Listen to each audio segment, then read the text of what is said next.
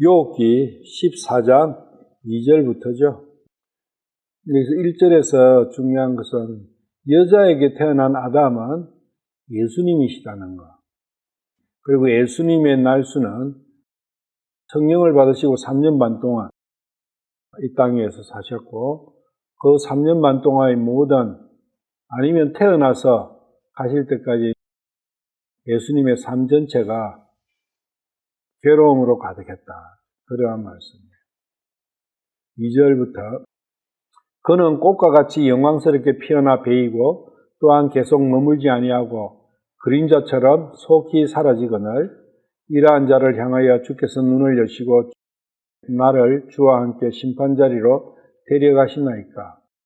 누가 정결한 것을 부정한 가운데서 가져올 수 있나이까. 아무도 없나이다. 그가 넘을 수 없는 법령들이 이미 반포되었다면 그의 날들은 이미 정해진 것이며 그의 달수도 죽게 달려있나이다. 5절까지. 이게 우리 인생에 대한 부분이라기보다는 예수님의 삶에 대해서 그리스도에 대해서 말씀하고 계신다는 거, 그걸 생각하면서 보셔야 돼요. 욥 자체가 예수 그리스도의 그림자를 했죠. 욥 자기의 이야기도 됩니다. 그렇지만 본질은 예수님에 대한 말씀이라는 걸 생각하시고, 그는 1절에서 여자에게서 태어난 아담을 이야기해요. 여자에게서 태어난 아담은 꽃과 같이 영광스럽게 피어나 베이고 또한 계속 머물지 아니하고 그림자처럼 속히 사라지거늘. 그분은 꽃과 같이 이제 이렇게 비유를 했어요. 성경에 이 꽃은 어떻게 나오느냐? 시편 103편 15절. 사람으로 말하건대 그의 날들은 풀과 같으며 그가 번영하는 것은 들이꽃과 같도다. 여기서 사람은 H582 사람이에요. H582 우리 일반적인 사람들, 아담의 후손들을 지칭하는 꽃이 있어요. 그 꼴은 들의 꽃이다. 꽃이라는 것은 벙어리가 맺히고 꽃이 피면 그 다음에 열매가 열리죠. 그런데 들의 꽃, 들풀에서 나오는 그 열매 씨는 의미가 없죠. 가치가 없어요. 먹을 수가 없어요. 그처럼 우리가 풀과, 그래서 초목이라고 표현을 하죠. 사람의 인생을 초목, 초는 풀을 이야기하죠. 목은 나무를, 풀과 나무와 같은 인생이다. 그렇게 표현을 해요. 이러한 걸 그래서 보실 때 사람으로 말하건대 여기서 사람, 저기 사람 똑같이 보면 안 돼요. H582 사람이라는 것이 중요해요. H582는 사람의 육신을 뜻한다는 것. 사람의 육신은 초목이다. 풀과 같고 나무와 같다는 거예요.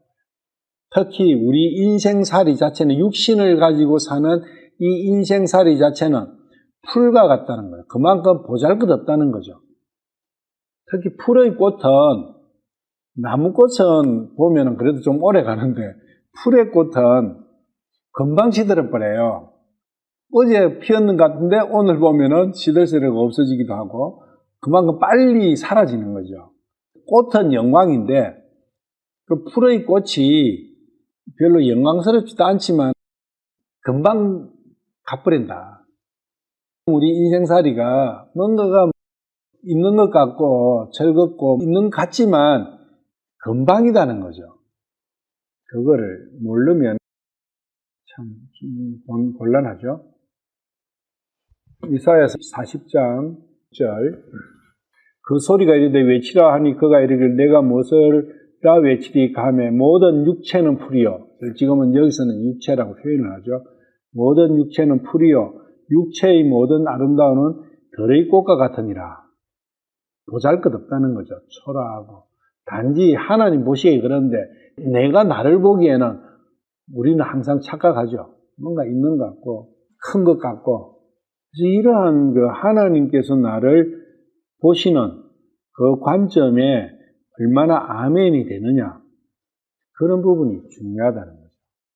베드로전서 1장 24절. 모든 육체는 풀과 같고 사람의 모든 영광은 풀의 꽃 같으나 풀은 마르고 그것의 꽃은 떨어지되 오직 주의 말씀은 영원토록 지속되나니 복음으로 너에게 선포된 말씀이 이 말씀이니라. 영원한 것은 말씀이시다. 풀은 마르고 그것의 꽃은 떨어진다. 언젠가는 그것도 길지 않게 아담의 후손으로서 육신이 된 우리 사람들은 들풀에서 나오는 들의 꽃이다. 그걸 생각을 하셔야 돼요. 그런데 또 다른 꽃이 또 있어요. 이런 꽃이 있기도 하고 또 다른 거 열왕기상 6장 29절에서 35절. 집의 사면 모든 벽에는 안팎으로 그룹과 종려나무와 핀꽃들의 새긴 형상을 새겼고, 성전, 솔로몬 성전이에요. 그 집의 마루를 안팎으로 검으로 입혔더라. 또 그가 올리브 나무로 만든 문들을 하나님께서 말씀하시는 곳에 입구로 만들었는데 그 문들의 임방과 양옆 기둥이 벽의 5분지를 차지하였더라. 그가 그 두 문도 올리브 나무로 만들었으며 또 그것들의 그룹과 종려나무와 핀 꽃들을 새기고 그것들을 검으로 입히며 그룹과 종려나무들의 검을 깔았더라. 또한 그가 이와 같이 전의 문을 위하여 올리브 나무로 기둥을 만들었는데 그것들이 벽의 4분의 1을 차지했으며 또 그가 그 두 문을 전나무로 만들었더라. 또 그가 한 문의 문짝을 접히게 하였고 다른 문의 두 문짝도 접히게 하였으며 그 위에 그룹과 종려나무와 핀 꽃들을 새기고 그 새긴 곳에 맞게 그것들을 검으로 덮었더라. 지금 보시면 벽하고 성전의 벽하고 문에 지성소죠. 그 문에 모두게 이게 꽃을 새겼다는 거예요. 그리고 그 꽃을 검으로 금박으로 입힌 거예요. 굉장히 영광스러운 모습이죠. 이 영광스러운 꽃. 그래서 두 가지의 꽃이 있다는 거죠. 또 한 개 꽃이 있어요. 민수기 17장 8절. 다음날 모세가 정거의 성막 안에 들어가니 보라 뢰의 집을 위에 내놓은 아론의 막대기에 싹이 나고 봉우리가 나오고 꽃이 피어 아몬드가 열렸더라. 그래서 아론의 지팡이에 핀 꽃과 열매. 여자에게서 태어난 아담, 그분은 그리스도고 그 그리스도는 성전의 벽이나 문에 새긴 그 꽃이다. 그걸 알 수가 있죠. 그렇게 봤을 때 성전에 금박을 입힌 그 꽃은 아몬드 꽃이 아니냐. 그렇게 보세요. 반고흐가 아몬드 꽃 그림을 많이 그렸어요. 그 부분이라 저는 생각을 합니다. 꽃이 피고 핀 꽃은 열매를 맺게 된다는데 그걸 잘 생각을 하셔야 돼요. 싹이 나고 봉오리가 되고 꽃이 피고 열매가 열리고 그 열매를 먹는다. 그런 과정이 있는 거예요. 그 과정 중에 꽃은 아름다운 영광을 나타내는 그런 부분이다. 근데 이 아몬드 나무는 겨울에 싹이 나요. 겨울에 싹이 나고 봉오리를 맺고 1월에 꽃이 펴요. 이 아몬드 나무가. 매화하고 비슷해요. 우리 동양 쪽의 매화하고 비슷한데 그리고 초봄에 아몬드 열매를 맺어요. 그 꽃도 하얀 꽃인데 매화꽃하고 많이 닮았어요. 특이하죠. 겨울에 꽃이 피고 초봄에 열매를 맺는다. 예수님께서 2절에 보시면은 그는 꽃과 같이 영광스럽게 피어났는데 왕으로 오셨잖아요. 왕으로 오셨는데 베어졌어요. 베이다는 것은 컷다운, 끊쳤다는 거죠. 끊친 거는 뭐예요? 꽃으로 꽃이 피는데 꽃이 잘려버린 거예요. 그러면 열매를 못 맺는 거죠. 자기 자신의 열매는 스스로 못 맺는 거죠. 베일 뿐만이 아니라 계속 머물지 아니고 그림자처럼 속이 사라졌다. 예수님의 십자가를 예표하고 있어요. 출애굽기 25장 31절. 성소의 그 등잔대 이야기예요. 너는 또 순금으로 등잔대를 만들되 등잔대를 두들겨서 만들고 그것의 대와 가지들과 잔들과 둥근 꽃받침들과 꽃들을 같은 것으로 만들며 이 금등잔대의 꽃 이게 전부 다 우리가 성소와 지성소와 이러한 모든 것이 예수님을 표현하는 다른 어떤 한 예표라는 걸 우리가 알죠. 예수님에 대한 꽃, 예수님을 꽃으로 표현해놓은 그러한 구절들을 지금 찾아보고 있어요. 아가서 2장 1절. 나는 샤론의 장미요 골짜기의 백합이로다. 여기는 장미와 백합. 찬송도 있죠. 그래서 예수님을 예표한다는 거예요. 예수님께서 오셔가지고 열매를 맺지 못하고 자기 백성에 의해서 배임을 당한 그러한 부분들, 그 십자가죠.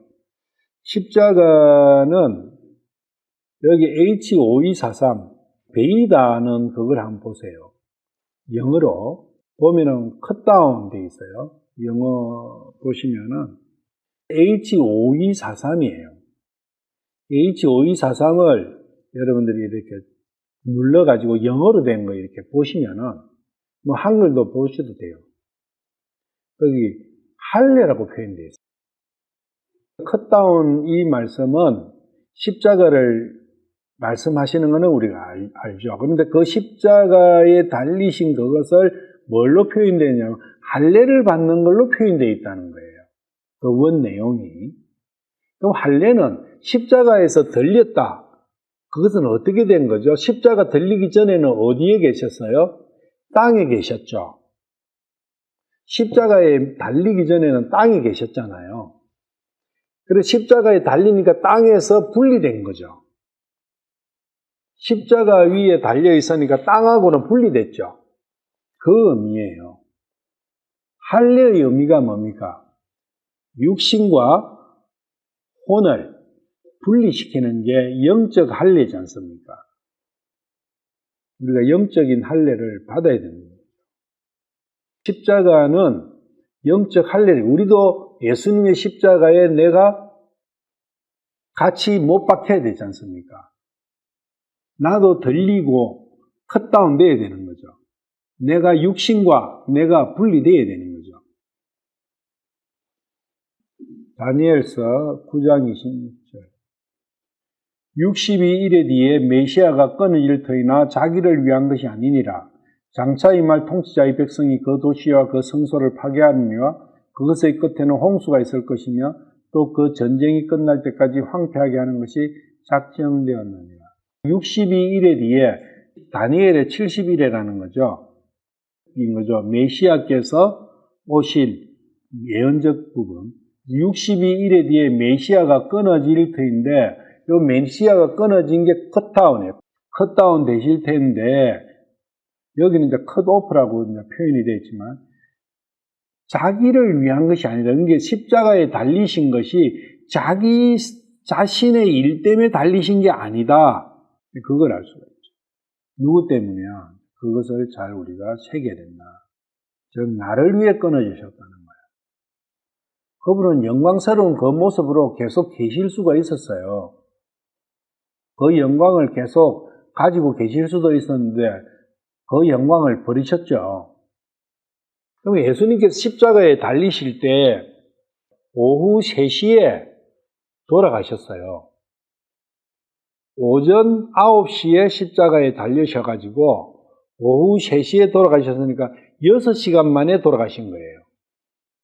그런데 보통은 그 로마 시대, 그 당시에 십자가형을 무지 많이 했는데 대부분의 사람은 이틀 정도는 살고 있대요. 그 십자가 위에서. 최소한 하루는 거기서 산답니다. 로마 군병들이 뭘 했죠? 다리를 분질른 거죠. 죽으라고. 그러니까 두 사람은 살아있었던 거예요. 강도 두 사람은. 그런데 안식일 날 그 명절에 그걸 시체를 안 두기 위해 가지고 빨리 죽인 거죠. 근데 예수님께 가니까 예수님은 벌써 돌아가신 거죠. 그래서 다리를 안 끈 거잖아요. 그럼 예수님께서 돌아가시는 시간을 스스로 정하셨다는 것이 되는 거죠. 아버지여 내 영을 아버지께 맡기나이다 하면서 스스로 돌아가셨잖아요. 영을 스스로 뺐으니까, 하나님께 바쳤으니까. 영이 나가면은, 영이 분리되면은 죽음이 오는 거죠. 그 죽음을 예수님께서는 자기 스스로 자기가 선택한 거예요. 죽음을 자기가 스스로 선택하고, 자기가 또 생명도 선택하고, 삶과 죽음을 스스로 컨트롤할 수 있으신 분은 예수님이 유일하신 분이에요. 하나님이시라는 거예요. 하나님만이 그걸 하실 수 있다. 그래서 우리가 그 부분에서도 예수님은 하나님이셨다는 것을 우리가 알 수가 있어요. 죽는 시간까지도 컨트롤을 하셨으니까. 왜 컨트롤을 해야 되느냐? 구약에서 예언된 대로 가셔야 되니까. 죽으셔야 되니까. 시간조차도 딱 유월절 어린 양이 되셔야 되니까. 유월절 어린 양을 잡아서 그 피를 묵림방에 뿌리고 저녁에 뭘 해요? 그 안에서 고기를 먹지 않습니까? 그래서 그 자기의 백성에게 피와 살을 주시기 위해 가지고 그 시간을 그렇게 선택하신 거예요. 근데 그것이 나를 위해 그렇게 되셨다는 거예요. 그 십자가의 사건에서 주님의 나를 향한 끝없는 한없는 그 사랑을 찾아낼 수 있습니다. 그런 부분에서 전혀 죽으실 이유도 없고 죽을 필요도 없고 안 죽으실 수도 있고 영광스럽게 그대로 살 수가 있는데 그 영광 다 버리시고 컷다운 대신 이유가 뭐냐? 그런 부분을 우리가 생각을 해요. 욥은 그런 부분을 생각을 하고 있는 거예요. 그러한 자기의 생각을 그리스도에 대한 메시아에 대한 그러한 생각을 기록하고 있는 거예요. 그리스도에 대한 정확한 인식 없이 하나님을 만날 수 없다는 거예요.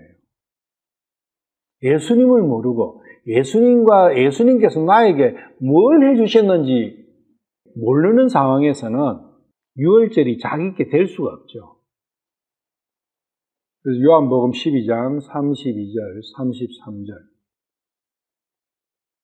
나 곧 내가 땅에서 들리면 모든 사람을 내게로 이끌리라 하시니라. 그분께서 이것을 말씀하사 자신이 어떤 죽음으로 죽을지 표적으로 보여주시니 자신이 어떻게 죽을 것이라는 거 다 보고 계시는 거죠. 땅에서 들려야 예수님께서 모든 사람을 예수님께로 이끄실 수 있다는 거. 땅에 들리는 죽음을 죽으신다. 땅에서 분리되면은 거룩하게 됩니다.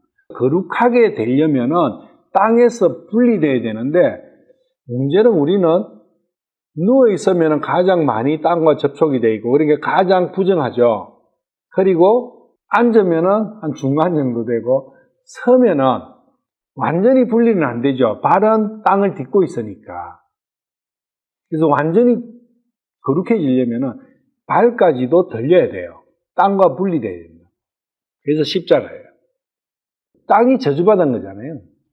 그 땅과 분리되는 그것이. 그래서 우리 육신이 땅이라면 이 육신과 나의 혼이 분리되어야 되는 그것이 내를 십자가에 다는 거다. 십자가에 단다는 의미가 거룩하게 구별하는 거죠. 죽으면은 관에 넣어가지고 장사 지내죠. 관에 어떤 자세로 들어가죠? 누운 자세로 들어가요. 완전 땅하고 일체가 되는 거죠. 잘 때 누워 자죠. 가장 편안하죠. 육신은 언제 편안해요? 누워 있을 때 편해요. 그러면은 제일 편할 때가 언제겠어요? 무덤 속에 있을 때가 제일 편한 거예요. 인생살이 중에서 제일 편할 때가 언제냐? 무덤 속에 들어가서 잠잘 때예요. 육신이 살아있을 때는 침대 위에서 자든지 뭐 이렇게 자죠. 근데 더 편한 자세는 무덤 안이에요. 무덤 안이면은 완전한 안식인데, 우리는 그 안식을 원합니까? 안 원합니까? 그걸 안 원하죠. 육신이 그 안식을 하는 그 자체가, 그래서 38년 된 병자가 누워 있잖아요. 베데스다 연못에 있었던 모든 환자들은 누워 있었어요. 그러면은 누워 있으면은 가장 편안한 자세죠. 그거는 뭡니까? 육신의 안식이라는 겁니다. 육신의 완전한 안식은 무덤이지만 일상생활 속에서 육신의 안식은 누워 있는 거예요. 우리가 일할 때 누워서 일합니까? 아니죠. 서서 일하죠. 앉아서 일하든지 서서 일하든지. 안식이 없다 그 이야기죠. 그런데 역으로 육신이 누워 있다고 해서 안식하느냐? 38년 된 병자가 안식일 날 고쳐주셨잖아요. 그래서 안식이 없다. 육신이 조건 가지고 안식을 따지는 게 아니다라는 것을 말씀하시는 거예요. 예수님께서. 근데 구약의 이 안식일은 출애굽기나 민수기나 구약에서 나오는 그 율법에서 나오는 안식은 육신을 가지고 이야기를 해요. 그래서 육신을 쓰면 안 돼요. 구약 율법의 안식일은 어떻게 지키냐면 육신을 안 쓰는 것이 지키는 거예요. 걷는 것도 몇 보 이상 걷지 마라. 일도 하지 마라. 근데 예수님께서는 오셔가지고 일도 하고 안식일에 곡식도 따 먹으시고 제자들이 했지만 또 병자들도 고치시고 이렇게 하셨잖아요. 일을 하셨다고요? 그러면은 그게 안식을 범하는 것이냐? 그런 부분에서 안식일을 우리가 생각을 해야 된다. 안식은 어차피 아담이 선악과를 먹을 때 깨졌죠. 그 선악과 먹은 독을 해독하시기 위해 가지고 하나님께서는 6,000년간 일을 하고 계시죠. 할례는 선악과 사건에서 선악과의 독으로 오염된 육체와 나를 분리시키는 거예요. 복구시켜주는 거예요. 할례는 복구예요. 육신은 없어지는 거죠. 육신과 내가 상관없게 되는 그게 할례다. 그리고 그분께서는 그림자처럼 속히 사라지거나 그림자가 언제 생기죠? 무엇이 되면 그림자, 저녁에 깜깜하면 그림자 없잖아요. 빛이 있기 때문에 그림자가 생겨요. 그림자는 빛을 생각해야 돼요. 그림자가 속히 사라진다는 것은 빛이 없어졌다 그 이야기입니다. 누가복음 23장 44절에서 46절. 그때는 6시쯤이며 어두움이 9시까지 온 땅을 덮었다. 6시면 12시거든요. 정오예요, 정오. 정오부터 9시, 3시까지 어두움이 온 땅을 덮었다. 빛이 없어졌잖아요. 그럼 그림자 없죠? 어두우면 그림자 없어요. 또 해가 어두워지고 성전의 휘장이 한가운데가 찢어집니다. 예수님께서 큰 소리로 외치시고는 이르시되 아버지여 내 영을 아버지의 손에 맡기나이다 하시고 이렇게 말씀하신 뒤에 숨을 거두시니라. 이 말씀이에요. 그림자처럼 속이 사라지거나 이제 빛이 없는 가운데서 가신 거예요. 돌아가신 거예요. 예수님께서 태어나실 때는 어두운 세상으로 나오셨어요. 임신하실 때는 빛 가운데서 임신됐어요. 성령님으로 덮으셨으니까. 그런데 돌아가실 때는 어두운 가운데서 돌아가셨어요. 그래서 어두운 가운데 오셔가지고 어두운 가운데 태어나. 이 세상 안에서는. 요한복음 12장 35절 36절. 그때에 예수님께서 그들에게 이르시되 아직 잠시 동안은 빛이 너희와 함께 있으니 너희에게 빛이 있을 동안에 다녀 어두움이 너희 위에 임하지 않게 하라. 어두운 가운데 다니는 자는 자기가 가는 곳을 알지 못하느니라. 너희에게 빛이 있을 동안에 빛을 믿으라. 그리하면 너희가 빛의 자녀들이 되리라 하십니다. 예수님께서 이것들을 말씀하시고 떠나서 그들로부터 자신을 숨기십니다. 예수님께서 성령을 받으시고 난 이후에 예수님 자신이, 예수님의 몸이 성전이 됐잖아요. 그리고 빛은 그 성전 안에 있죠. 빛의 원본이. 예수님께서 다니시면은 예수님이 다니시는 그 바운더리에 빛이 비추는 거예요. 예수님 살아 계실 때 그 3년 반 동안은 그렇다는 겁니다. 지금은 어디든지, 이 땅 위에 어디든지 그 빛이 충만해 있지만 그 당시에는 그렇다는 거예요. 예수님께서 몸을 숨기신다는 것은 우리가 찾아야 된다는 거예요. 성전에 가야 제사를 지낼 수 있죠.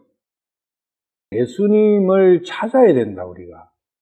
그 당시에, 지금은 찾기가 너무나 쉬워요, 그죠? 근데 예수님 당시에, 그러면 어떤 사람이 찾을 수 있냐? 예수님을 믿는 사람은 찾을 수 있는 거죠. 그걸 예수님께서는 드러내 주시는 그까지는. 근데 예수님하고 상관없는 사람들은 한테는 자기를 드러내지 않으신다는 거예요. 여기에 욥기 14장 2절 말씀을 볼 때 욥은 메시아에 대한 부분을 알고 있지만 그 메시아가 지금의 현재 자신하고의 관계에 있어서는 찾을 수가 없는 거예요. 메시아를 못 찾는 거예요. 메시아 사상은 알고 있는데. 현재 이 땅 위에 성령님께서 오셔가지고 2000년간 성령님께서 사역을 하고 계시는데 성령님도 언젠가는 떠나시는 거죠. 언제 떠나시느냐? 주님께서 몸을 입으시고 재림을 하시면은 그때 떠나게 되는 거죠. 예수님께서 몸을 입고 그때는 예수님 안에 또 성령님이 들어가시는 거죠. 그때는 예수님의 몸을 만드는 이 성령님의 사역이 끝나는 거죠. 성령으로 나는 그 역사가 끊어진다는 거죠. 성령님께서 떠나셔버립니다. 그게 예수님의 몸을 가지고 재림하시는 거예요. 지금은 예수님께서 영으로서 재림하셨지 않습니까? 내가 다시 온다. 다시 온다 할 때 성령으로 오시는 것과 몸을 가지고 오시는 것은 별개라는 겁니다. 휴거라는 거 뭐 이런 거 많이 하죠. 영화도 보고 이렇게 하는데 예수님이 몸을 입고 오실 때는 마지막이에요. 그때는 심판에 주로 오시죠. 지금 성령으로 계실 때 빛의 자녀가 되어야 됩니다. 3절 이러한 자를 향하여 주께서 눈을 여시고 나를 주와 함께 심판자리로 데려가시나이다. 여기서 이제 나라는 요 자신을 지칭하는 단어가 이제 나와요. 3절에 가야 1절, 2절 그러는 그는 여자에서 태어난 사람, 그는 3인칭으로 나오죠. 욥 자신이 아니라는 거예요. 3절에 가면은 나를 주와 함께 심판자리로 데려가신다니까. 이게 욥에 대해서 이 심판자리라는 이 말씀이 실제로는 굉장히 어려운 말씀이에요. 저지먼트, 공의, 심판의 공의라는 거 우리가 저번 시간에 잠깐 이야기했죠. 심판의 공의, 저지먼트. 하나님께서 심판의 공의를 보이시면은, 심판을 하시면은 어떻게 된다 했어요? 죄인이 심판의 공의를 보이시면은 손마른 자가 낫고 38년 된 안전뱅이가 걷고 소경이 눈을 뜨고 벙어리가 말을 하고 기머거리가 귀가 열린다 했지 않습니까? 그게 주님의 심판이에요. 그리스도의 심판이에요. 긍휼과 은혜라는 겁니다. 주께서 눈을 여신다. 이 표현이 나오는 데가 여러 곳이 있는데 주께서 눈을 여시면은 어떤 현상이 생기느냐 하면은 긍휼과 은혜가 내려요. 주님께서 눈길을 주시면은 긍휼과 은혜가 내립니다. 일반적으로 소설이나 이런 데서도 그런 이야기를 쓰죠. 예를 들면 왕이 눈길을 준다. 이래 한다는 것은 뭘 주는 거예요? 눈길을 준다는 것은 마음을 주는 거지 않습니까? 사랑을 주는 거라는 거예요. 시편 33편 18절 보라, 주의 눈은 그분을 두려워하는 자들, 곧 그분의 긍휼에 소망을 두는 자들 위에 있나니. 그러니까 주님께서 눈길을 주신다는 것은 누구에게 눈길을 주시느냐? 주님, 불쌍히 여기주십시오. 그럴 때 불쌍히 여기하는 사람에게 주님께서 판단의 공의를 보이시는 그것을 저지먼트를 한다는 거예요.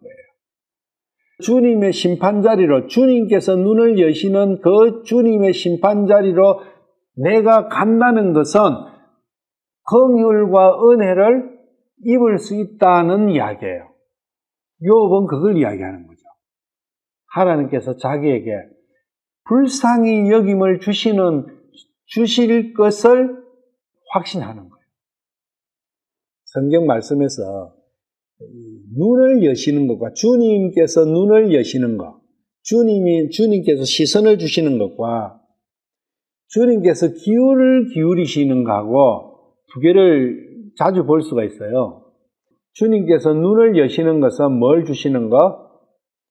긍휼에 소망을 두는 자에게 긍휼을 주시기 위해가 은혜를 주시기 위함이라는 걸 우리가 알 수 있고, 시편 34편 15절에서 20절, 주의 눈은 어려운 자들 위에 머무르며 그분의 귀는 그들의 부리짖음에 열려 있도다. 주의 얼굴은 악을 행하는 자들을 대적하사 그들에 대한 기억을 땅에서 끊으시고, 주님의 얼굴을 고정시켰다 이러면 그것은 진노예요. 진노의 심판이에요. 그런데 주님께서 눈길을 주시고 주님께서 귀를 기울이신다. 그것은 은혜를 주시기 위함이에요. 그런 표현을 우리가 알아야 시편이나 이런 욥기나 이런 문장들을 뭘 이야기하려고 하는지 이걸 우리가 이해할 수 있다는 거예요. 어려운 자들이 부르짖음에 주께서 들으시고 그들의 모든 고난에서 그들을 건지시는도다. 그래서 우리가 불쌍히 여기주십시오 하고 기도를 드리고 하는 이유가, 주께서는 상한 마음을 가진 자들에게 가까이 계시며 통회하는 영을 가진 자들을 구원하시는도다. 어려운 자의 고난이 많으나 주께서 그 모든 고난에서 그를 건지시는도다. 그분께서 그의 모든 뼈를 지키시며 그것들 중에 하나도 꺾이지 아니하였도다. 지금 분명히 이 말씀은 예수님께 대한 말씀인 것도 맞지만 예수님을 통해서 열매가 되는 그러한 성도들에 대한 말씀도 맞다는 것. 그래서 지금 이 시편 34편 15절이 이러한 자를 향하여 주께서 눈을 여시고, 지금 메시아에 대한 예언의 말씀이 연결된다는 시편 이 말씀하고 열왕기상 8장 29절, 주께서 전에 내 이름이 거기 있으리라고 말씀하신 곳, 즉 이 집을 향해 성전을 이제 완공시키고 기도를 드리는 거죠. 이 집을 향해 밤낮으로 주의 눈을 여시고 주의 종이 이곳에 드릴 기도의 귀를 기울이시옵소서. 그러니까 눈길을 주시고 귀를 기울이십시오. 그거 뭐냐? 은혜를 내려주십시오 하는 그러한 기도를 지금 드리고 이렇게 표현을 하는 거죠. 30절, 주의 종과 주의 백성 이스라엘이 이곳을 향해 기도할 때에 주께서는 그들의 간구에 귀를 기울이시며 하늘 곧 주의 거처에서 들으실 때에 용서하여 주옵소서. 이러한 기도가 있어야 된다는 거죠.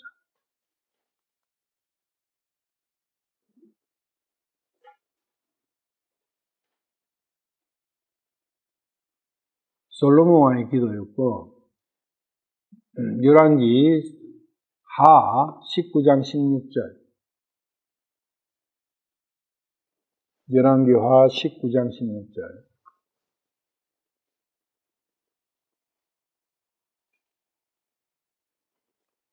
주여 귀를 기울여 들으소서. 주여 눈을 여시고 보시옵소서. 사내립의 말들을 들으시옵소서. 그가 살아계신 하나님을 모욕하려고 그를 보내었나이다. 그러니까 하나님을 대적하는 사내립을 물리치시고 이스라엘을 구원해 주십시오. 불쌍히 여기십시오 하는 그러한 기도죠. 지금 히스기야의 기도예요. 그래서 하나님께서는 이 기도를 들어주셨죠.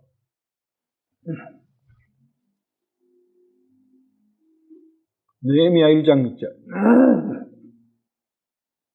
느헤미야의 기도죠.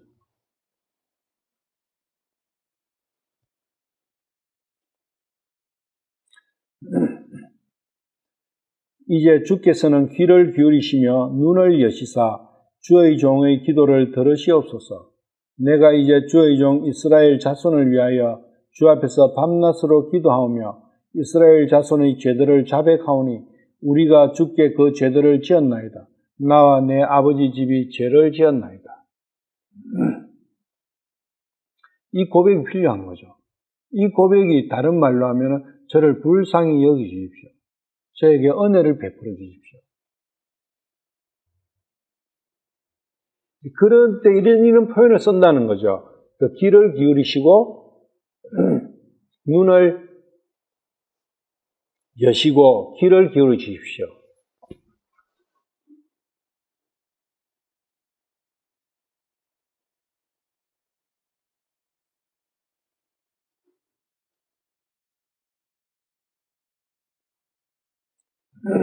베드로전서 3장 12절.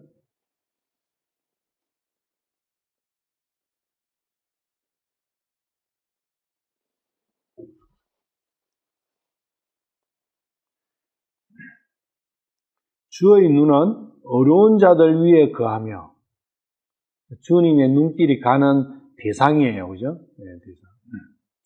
그분의 귀는 그들의 기도에 열려 있으되 주의 얼굴은, 주님의 얼굴은 악을 행하는 자를 대적하느니라.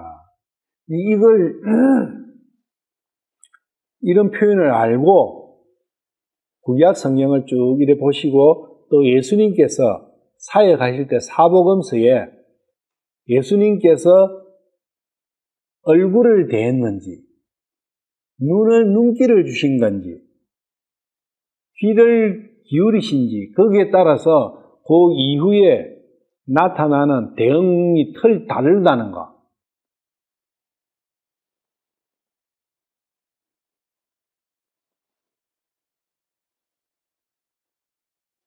그래서 주님의 눈과 귀는 어려운 자와 긍휼의 소망을 두는 자 위에 열려 있다.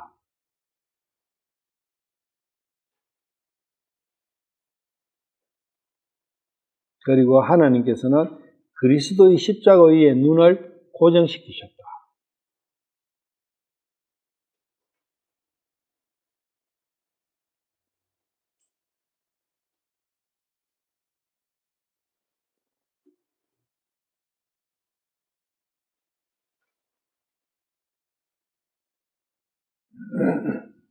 다니엘서 9장 18절.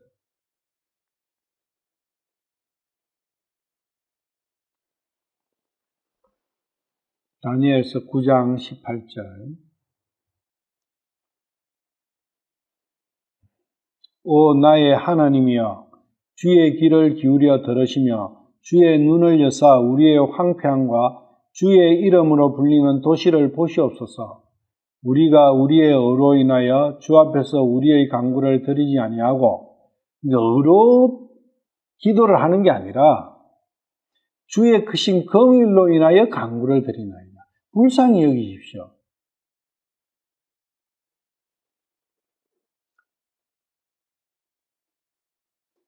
지금 선지자들이나 주님의 종으로 쓰여있던 그러한 사람들이 주님께 드린 기도는 이런 거죠. 불쌍히 여기십시오.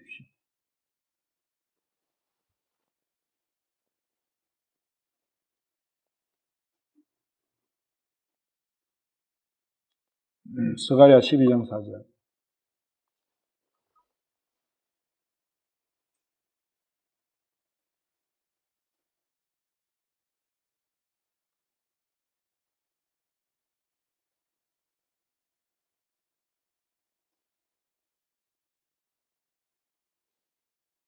주가 말하노라 그날에 내가 놀라게 하는 것으로 모든 말을 치며 미치게 하는 것으로 그 말탄자를 치되 내가 내 눈을 떠서 유다의 지위에 두고 눈물게 하는 것으로 그 백성의 모든 말을 치리니. 말을 치면 어떻게 돼요? 말이 눈물을 뿌리면 전쟁 자체가 안 되겠죠.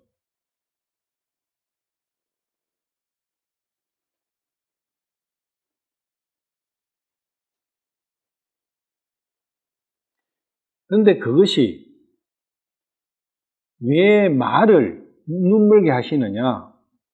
긍휼과 은혜를 주시기 위함이에요.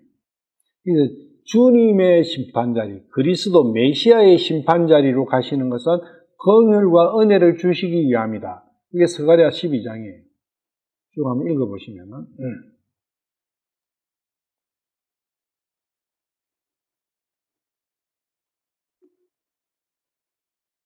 그래서 주님의 메시아의 심판자리, 거기로 가야 긍휼과 은혜를 받을 수 있다. 제가 마태복음 12장에도 그렇지 않습니까? 자기 백성에게 판단의 공의와 정의를 베푸시기 위해서 오셨다. 그것은 뭐냐? 은혜와 긍휼을 베푸시기 위해서 오셨다는 거예요. 우리가 뭐 판단의 공의라니까 무슨 재판 뭐 이렇게 하는데 맞아요. 거룩하게 구별시켜 주시는 거예요. 자기 백성에게는. 그래서 자기 백성에게 거룩하게 구별시켜 주신다는 게 뭘로 나타나느냐? 병자를 낫수는 걸로 나타나시는 거예요. 죽은 사람을 살리시는 걸로 나타나는 겁니다. 그 병자와 죽은 자가 누구냐? 그분의 백성이다. 그 이야기죠. 우리는 그분의 백성이 되기를 싫어해요. 왜? 내가 병자고 내가 죽은 자가 되기를 싫어하니까. 그런 자들에게는 공의가 안 나타나요. 은혜와 긍휼이 안 내리신다고.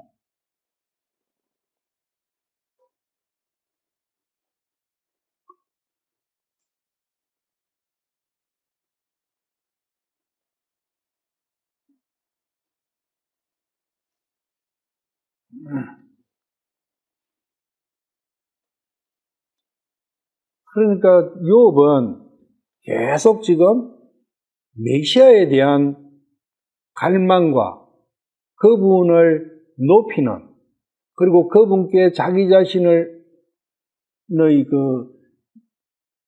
불쌍함, 그것을 구하는, 그걸로 계속 지금 이어지고 있죠. 욥의 말 안에는. 그런데 친구들이나 인류에는 그런 게 없어요. 거래관계로만 나오지. 내가 이렇게 하겠으니까 이렇게 해 주십시오. 그런 것만 나오지. 그러면은 그 자들은 공의의 심판 자리에는 못 가요. 마지막 심판 때 심판 자리로 가지. 거기 가면은 안 되죠.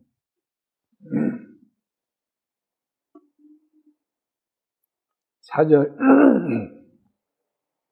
누가 정결한 것을 부정한 것 가운데서 가져올 수 있나이까? 아무도 없나이다. 지금 부정한 것은 사람이에요. 여기서. 그래서 사람한테서는 정결한 걸 못 가져온다는 거예요. 그러면 예수님은 정결하시잖아요. 죄가 없으시잖아요. 점도 흠도 없으신 분이잖아요. 그렇다면은 예수님은 어디서부터 오셨느냐? 그 이야기를 하고 있는 겁니다. 그래서 예수님은 메시아는 하늘로부터 오신다. 하나님으로부터 나시는 분이다. 그걸 이야기합니다. 사람, 아담의 후손으로는 이 아니다는 거예요. 메시아는. 그걸 굉장히 강력하게 이렇게 표현을 하고 있다. 아무도 없다. 아담의 후손, 인간에게서는 메시아가 나올 수가 없다.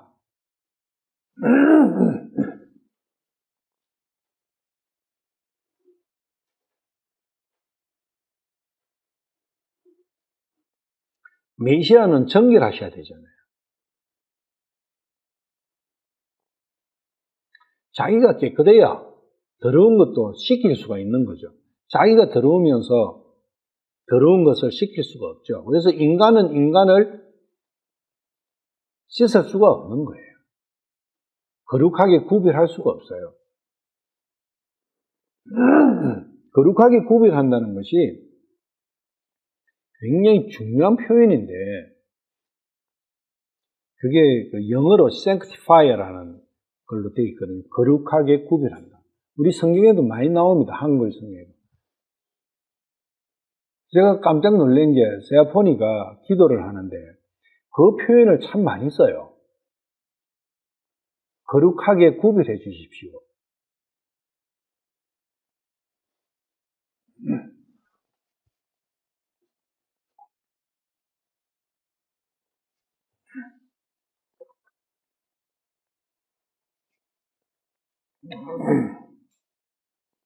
결국은 우리가 주님 안에 살고자 하는 그것은 내 자신이 거룩하게 구별되는 거예요. sanctify 되는 거예요.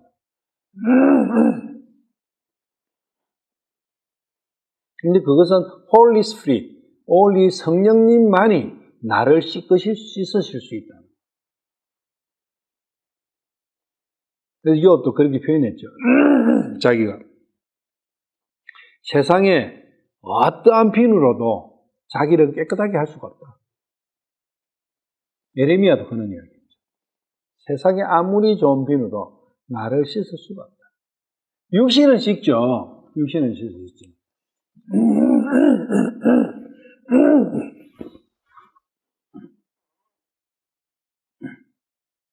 레위기서 10장 10절.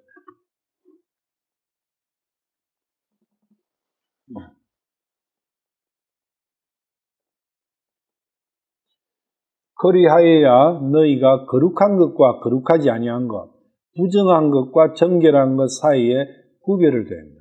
그래서 거룩하게 구별한다는 것은 정결하게 맞는 거예요. 정결한 것과 더러운 것은 함께할 수가 없는 거죠.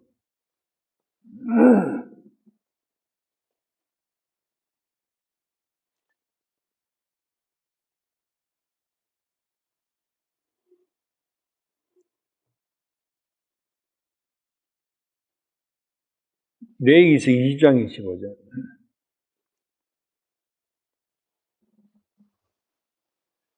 그러므로 너희는 정결한 짐승과 부정한 짐승, 부정한 짐승과 정결한 날짐승, 부정한 날짐승과 정결한 날짐승 사이에 구별을 두고 딱 나누라는 거예요. 내가 부정한 것으로 여겨 너희로부터 분리시킨 짐승이나 날짐승이나 땅에서 기는 그 어떤 생물로 인하여 너희 혼을 가정한 것으로 만들지 말지니라. 그러니까 혼과 육을 분리시키라는 거예요. 그리고 분리된 상태에서 또 썩지 말라는 이야기입니다. 지금 여기 보면 너희로부터 분리시킨 짐승이나 날짐승이나 땅에서 기는 그 어떤 생물로 인하여, 이러니까 그렇지, 내가 돼지나 개나 낙타나 이런 고기는 안 먹어야지. 그리고 그런 거 하고는 근처를 안 가야지. 날짐승 해놨으니까 새들하고도 쇠고기도 안 먹어야지.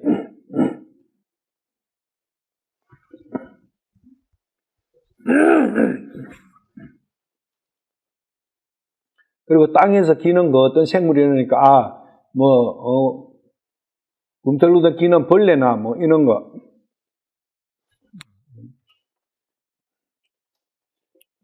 함께 안 해야지 이런 이야기인데, 그런 게 아니고요. 이 밖에 나와 있는 그런 걸 이야기해요. 내 안에 있는 부정한 짐승과 날짐승과 땅에서 기는 것들이에요. 내 안에 있는 거예요. 내 안에 육신의 속성이라는 겁니다. 예를 들면 돈을 사랑하는 거라든지, 육신을 60만을 꾸며야 되는 이런 거. 뭐, 그런 많지 않습니까? 그런 것들이 부정한 것이에요. 그게 짐승이고 날짐승이고 땅에 기는 것들이에요. 그런 것들로 인해서 혼을 더럽히지 말라.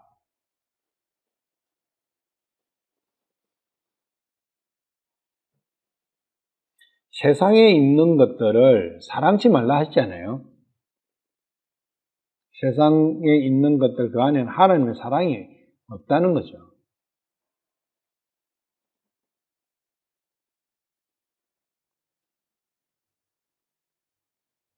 그래서 세상에 있는 것들을 탐하면은 내 자신을 거룩함에서 더럽히게 된다는 거예요.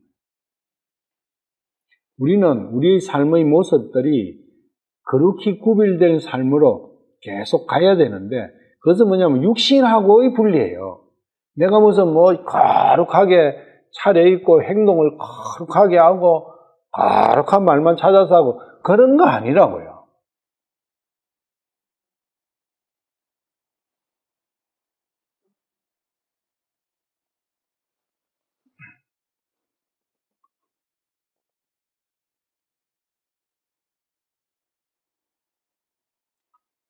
시편 51장 5절.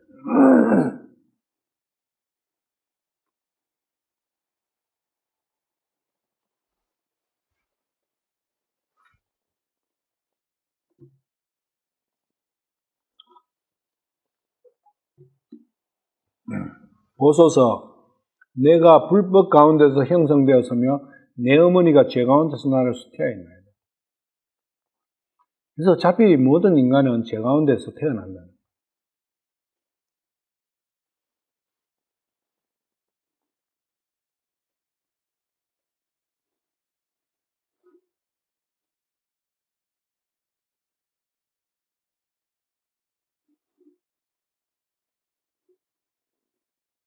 요한복음 9장 34절.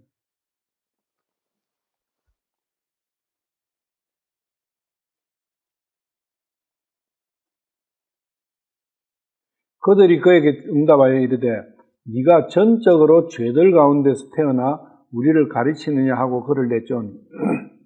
지금 유대인들은 예수님을 아담의 세대로 믿은 거죠. 자기 이야기를 자기들이 하고 있어요, 지금.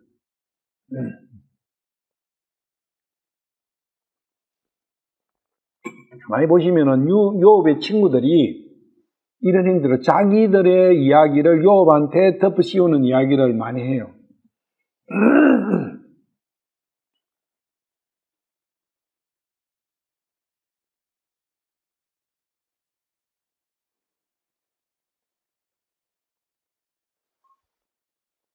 예수님께서 만약에 인간의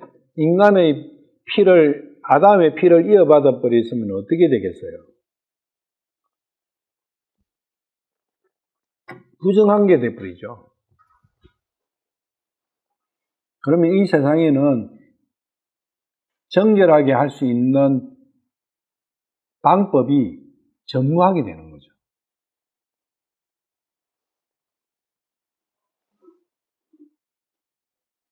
요한복음 8장 23절.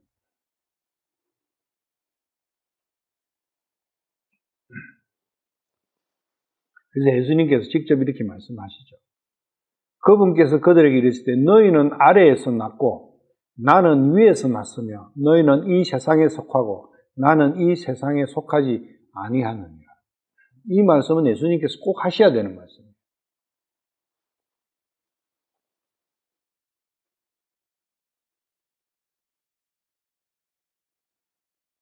엄청난 말씀이죠. 아래는 땅이죠. 그래서 너희들은 땅에서 났다. 그런데 하나님께서는 하늘에서 났다는 자기 자신을 두고 이렇게 말씀하실 수 있는 분이 예수님 말고 누가 있겠어요? 근데 지금 우리나라에도 미친 또라이들이 제법 몇 명 있죠.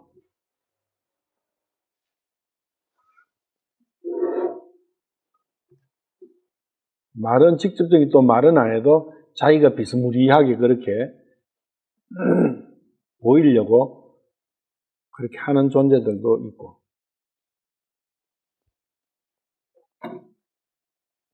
드러내놓고 나는 예수다 하는 사람도 있고.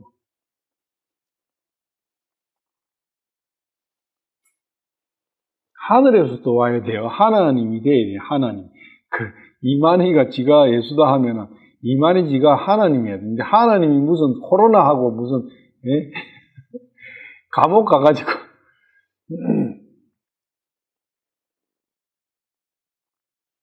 그 우리가 조금만 생각해 보면은 그런 걸 우리가 알 수가 있는데 그만큼 사람은 둔한 거예요. 나도 이런 말을 하지만 내 자신도 둔한 거예요.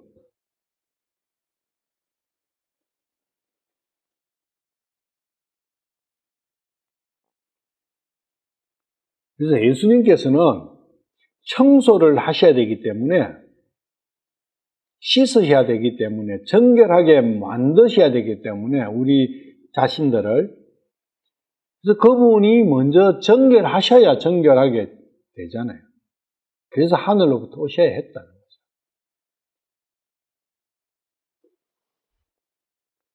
에베소서 2장 3절.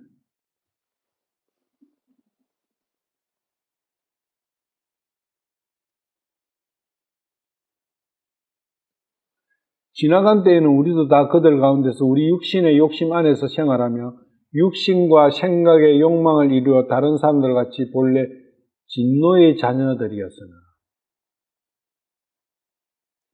여기서 또 있는데 이게 우리 육신의 욕심 안에서 생활했다. 이 표현이 이게 좀 또 잘못된 거예요.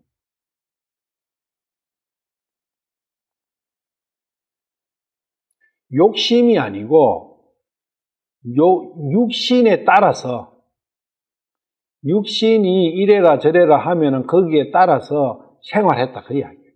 육신 따라쟁이로 생활했다. 우리 육신 따라쟁이로 생활하는 사람이 있습니까? 육신이 너희 필요에 따라서 육신의 필요에 따라서 생활했다.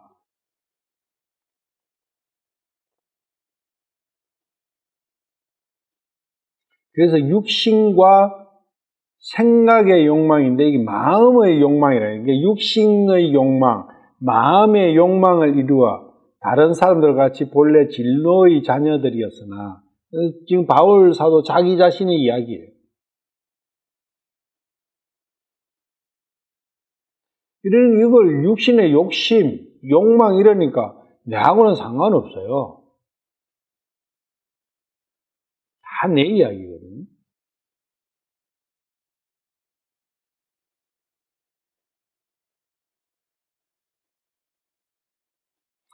그들이 뭐냐면은 지나간 때에는 우리도 다 그들 가운데 그들은 1절에 나오는 범법과 죄들이에요. 지나간 때는 우리도 다 범법과 죄들 가운데서 뒹굴었다. 왜? 육신의 요구면은 착착착 육신의 요구만 갖고 내가 살았으니까.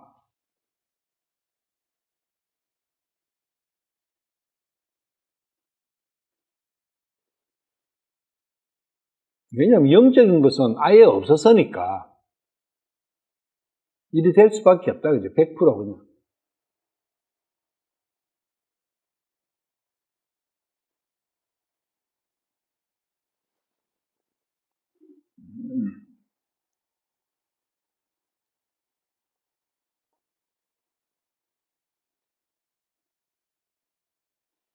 그렇기 때문에 아담의 후손으로 이 세상에 속한 자로서 스스로 정결해져서 거룩하게 될 자는 아무도 없다는 거예요.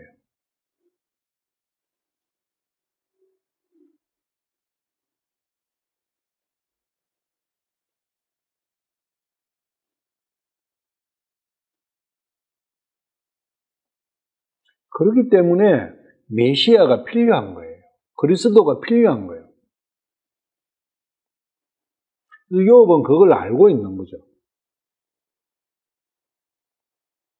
자기 스스로 이 땅에서 스스로 정결케 될 수는 없다는 것을 욥은 지금 자기가 이야기를 하고 있는 거예요.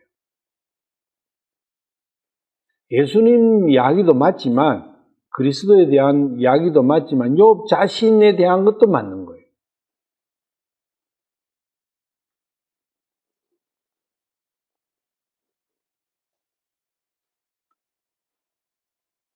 근데 우리는 많은 사람들이 자기의 노력 플러스 자기의 노력이 우선이고 그 다음에 안 되는 거 조금 예수님 좀 도와주시면은 뭐 그런 으로 이렇게 짬뽕 시켜놨어요.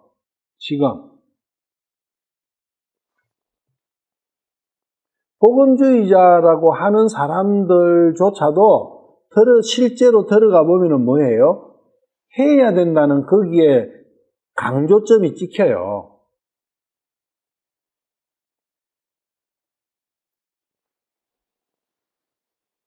그게 종교지 않습니까? 이거 해라 저거 해라 하지 않습니까?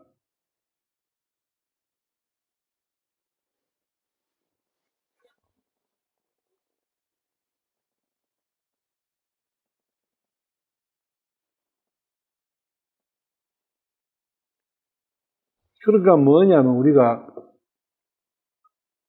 믿는 사람이 안 믿는 사람을 볼 때도 그렇고 믿는 사람 상호간에도 그렇고 판단은 뭘 가지고 하느냐 하면은 그 사람의 행동 가지고 다 판단을 하지 않습니까? 우리가 누구를 판단할 때 너 왜 그래 살아? 이렇게 할 때 좀 더 행동 가지고 판단하죠.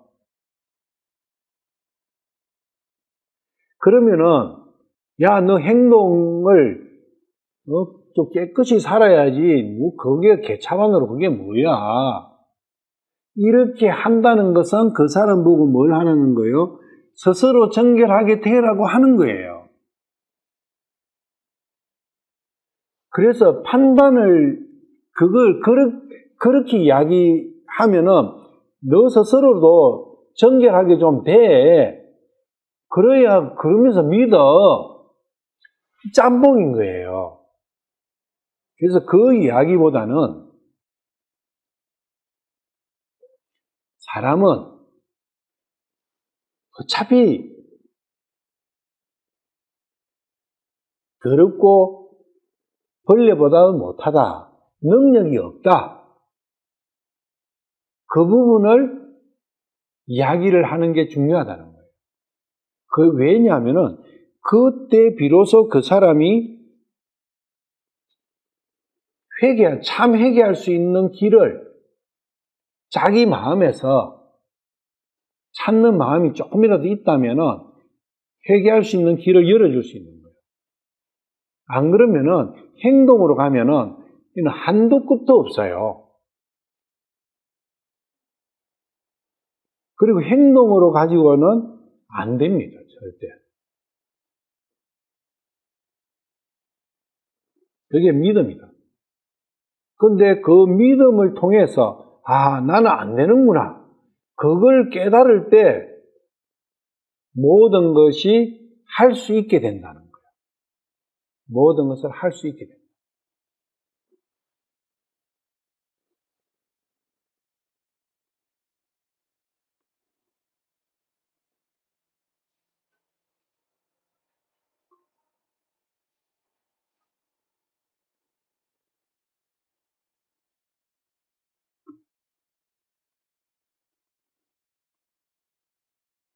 그래서 야고보서를 보시면은 야고보서는 행위에 대한 굉장히 많은 말씀들을 해놨죠. 근데 결국은 그 행위에 대한 부분이 뭐냐면은 예수님께서 해 주셔야 할 수 있다는 거예요. 결론은. 그래서 믿음을 이야기하고 있다는 거예요. 야고보서도 행위를 이야기하는 게 아니라 믿음을 이야기하고 있다. 믿음만이 야고보서를 완성시킬 수 있다는 거예요.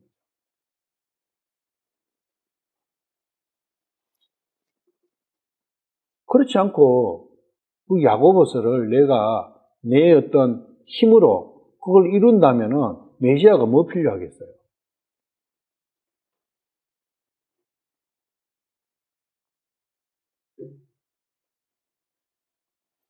5절 만일 그의 날들이 결정되었고 그의 달수도 주께 있으시다면 잠깐만요.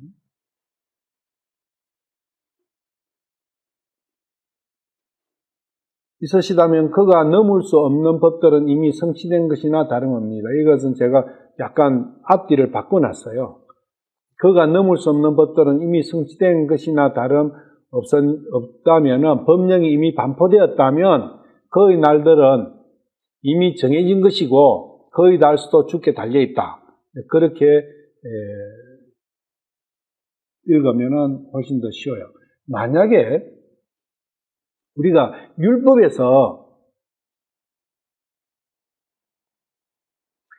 율법은 반포가 됐지 않습니까? 그러면 율법에 보면은 메시아의 어떻게 오시고 어떻게 사셔야 되고 어떻게 가셔야 된다는 그 메시아의 오심과 가심 전체에 대해서 벌써 율법에 다 드러나 버린 거죠. 그 이야기예요.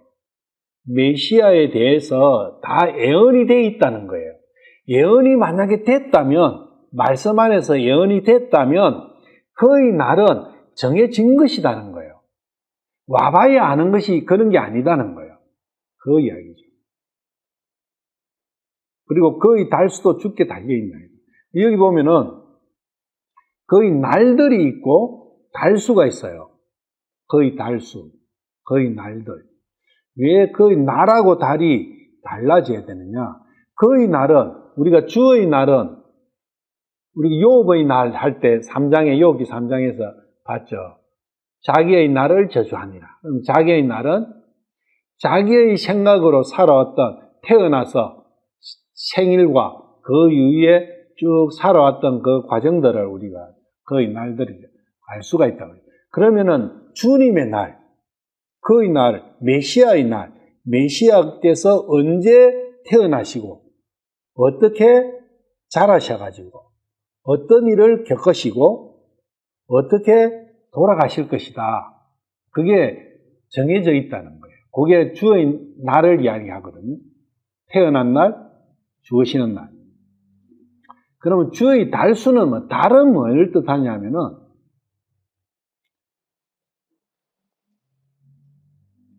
일곱 절기는 달로 표현이 돼요. 일곱 절기 명절은.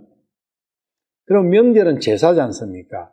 그 제사 안에는 그리스도께서 어떻게 오셔가지고 어떤 목적을 가지고 오셔가지고 어떻게 될 것이다. 거기에 들어있어요. 제사에는.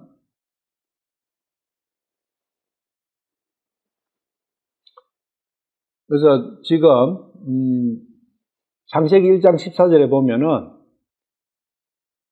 이 해와 달, 해는 날짜를 이야기해요. 해가 한 바퀴, 우리가 지구가 해를 한 바퀴 돌면은 해를 향해서 지구가 한 바퀴 돌면 하루지 않습니까? 그리고 태양을 향해서 공전을 하면 1년인데 그 날과 달은 표적들과 계절들과 날과 연수를 나타낸다. 여기서 표적들은 뭐냐면은 바로 이겁니다. 명절을 이야기해요. 월삭, 안식일, 7개 명절.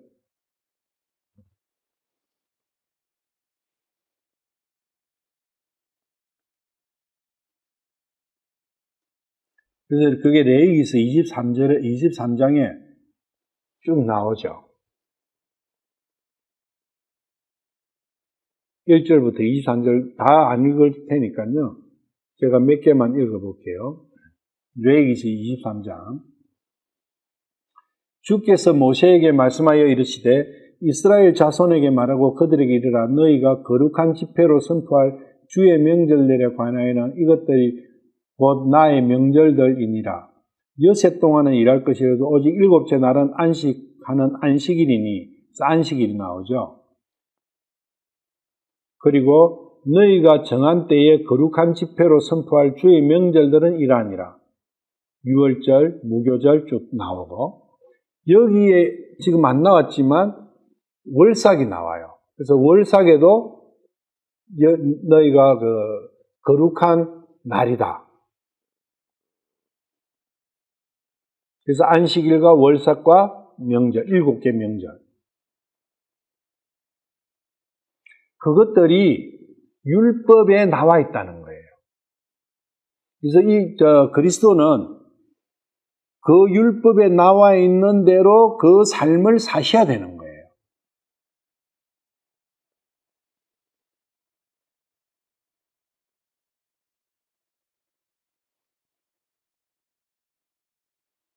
그래서 그 실체는 예수님께서 오셔서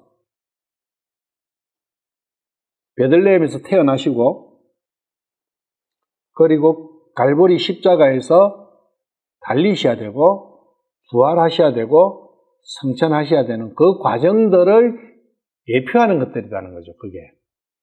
그것이, 그래서 지금 율법이 먼저 와가지고 발표가 되었기 때문에 그 메시아에 대한 그 일은 아직 실제 일어나지 않았지만은 그거는 일어난 거나 매일반이다. 그런 이야기예요. 이 요업의 이야기가. 그래서 그가 넘을 수 없는 것들은 이미 성취된 것이나 다름없나이다. 하나님께서 한번 말씀하시면은 그것은 곧 일어나는 거잖아요. 현실이 되는 거죠. 그렇기 때문에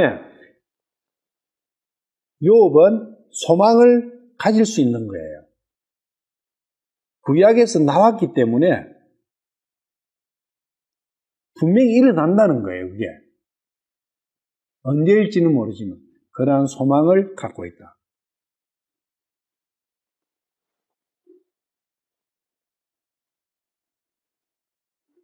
골로새서 2장 16절 그래서 17절.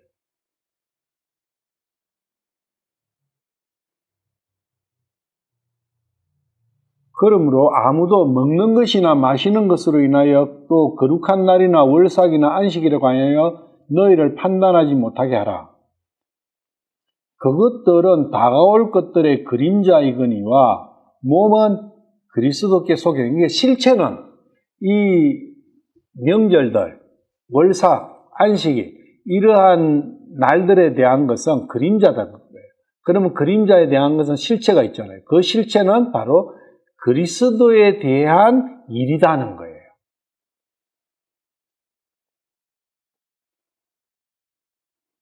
그래서 실제로 예수님께서 실제로 오셨기 때문에 다 성취된 거다. 그래서 우리가 예수님의 삶 속에서 이것을 찾아내야 되는 거예요. 그런 뜻을. 그래서 구약과 신약을 대비해 가면서 예수님의 사복음서 3년 반 동안의 행적과 구약에서의 미리 말씀하신 그것과 대비해 가면서 우리가 찾아내야 된다. 그러면서 예수님께서 어떻게 걸으셨는지 그러한 부분을 우리가 알아야 합니다.